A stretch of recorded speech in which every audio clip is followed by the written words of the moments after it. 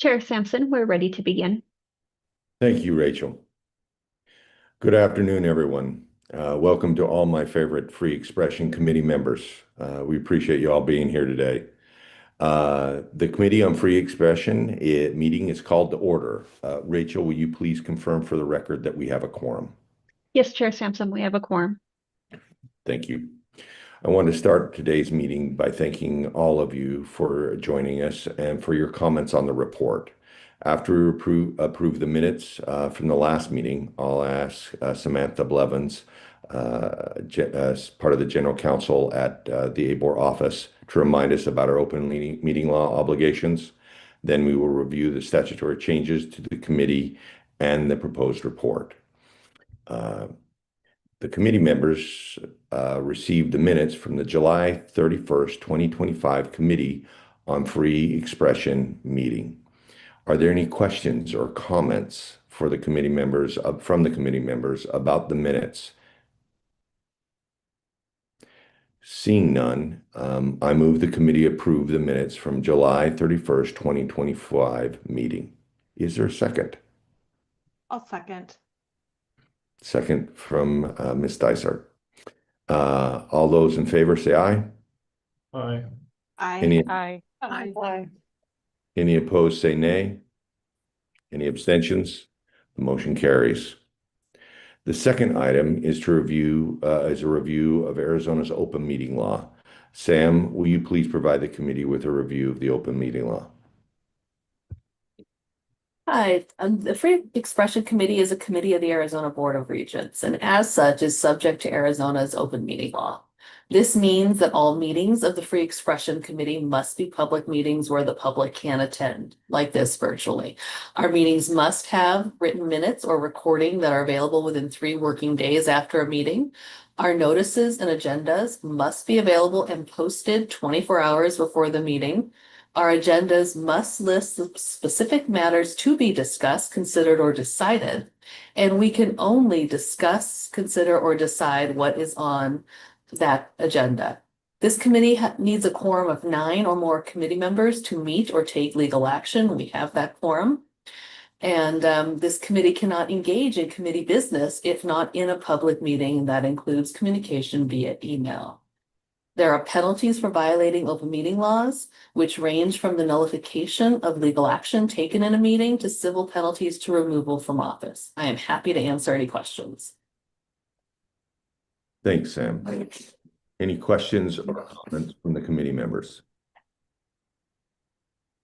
I imagine most members of this committee are very familiar with the open meeting law. Sam, thank you for the review.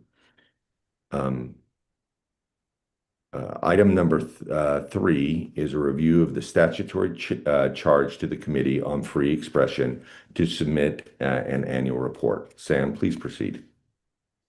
Arizona law requires the Board of Regents to have this Committee on Free Expression. It must submit an annual report to the Governor, the Speaker of the House, and the Senate President. The report has to do specific things. It has to describe any barriers to or disruptions of free expression within the Arizona's public universities.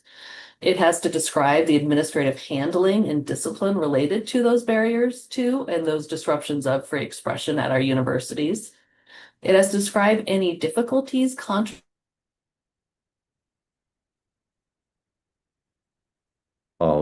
I'm just confirming with members of the committee, it's Sam who froze, correct? Everybody else is still here? Am I frozen? Can you hear me now? We can hear you now. Will you please continue? Sorry, apparently the internet connection at the board office is unstable. But yeah, so the report has to talk about the barriers to expression, the controversies in dealing with it, include any assessments of this committee, and an accounting of the student activity fees that facilitate free expression throughout the year. Thanks, Sam. Are there any questions or comments from members of the committee about the statutory charge regarding the report or how the report is compiled?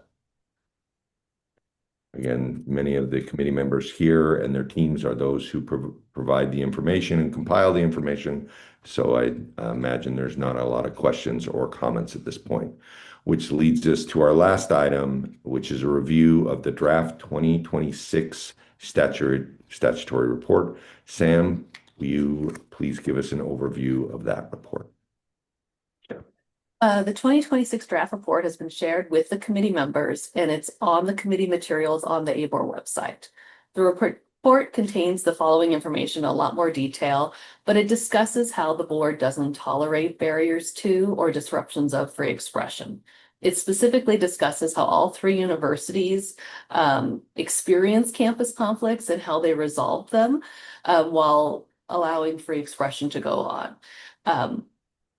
To emphasize the lack of barriers to or disruptions of free expression at our universities, all three universities have maintained their highest green light rating from the Foundation for Individual Rights and Expression, FIRE, and all three universities have adopted the Chicago Statement, which is a free speech policy adopted by the University of Chicago.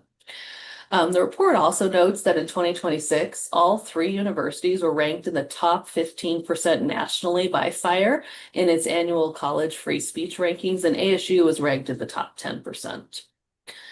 Each university has an administrative process for responding to allegations of barriers or disruptions to protected speech. All three universities educate members of its community, faculty, students, and staff on the role of free speech, civil discourse, and the expectation to refrain from interfering with the speech of others. The report also detailed the very limited use of law enforcement in protecting free expression while preserving the rights of all of the members of the university community. The report highlights examples of celebration of free speech, like the 7th annual Regents Cup, which is the Board of Regents showcasing its commitment to free speech and civil discourse. ASU secured the team championship led by its students who won the Oxford debate competition, and NAU student placed the first place in storytelling. All three universities hosted numerous panels, debates, discussions, touting the value of free speech and highlighting the viewpoints of different speakers from very multiple expressions. And then the report ends with an accounting of the allocation of student activity fees used to support and facilitate the expression of the activities of students as required by law. I would be happy to answer any questions on the report. Are there any questions or comments from members of the committee on the report? No. Before I make a motion, I do want to emphasize, just for the record, this is a statutory report, but our universities, as Sam mentioned, lead out nationally on civil discourse and free speech and the ability to have difficult conversations, important conversations on all three of our campuses. The emphasis on that is shown by members of this committee. Yes, we have general counsels for the universities on this committee, but we also have their student success teams and individuals from the provost's office and representatives from the president's office. There are other ways to put together a report like this, but the emphasis the universities, by putting such high-ranking officials on each of on the committee, shows that our universities do not shy away from free speech or civil discourse. And with that, if there's no other questions, I just want to again appreciate the input from our universities on the report. And if there are no proposed changes arising from my comments or Sam's overview, I move that the committee approve the proposed report and authorize Sam Blevins to make non-substantive changes in preparation for submission to the board for approval at its August 27th, 2026 meeting. Is there a second? I second. Thanks, Chrissy. All those in favor say aye. Aye. Aye. Any opposed say nay. Any abstentions? Motion carries. This concludes the Committee on Free Expression. We appreciate again your time today. Thank you all for participating, and I do enjoy these moments we spend together. We are now adjourned.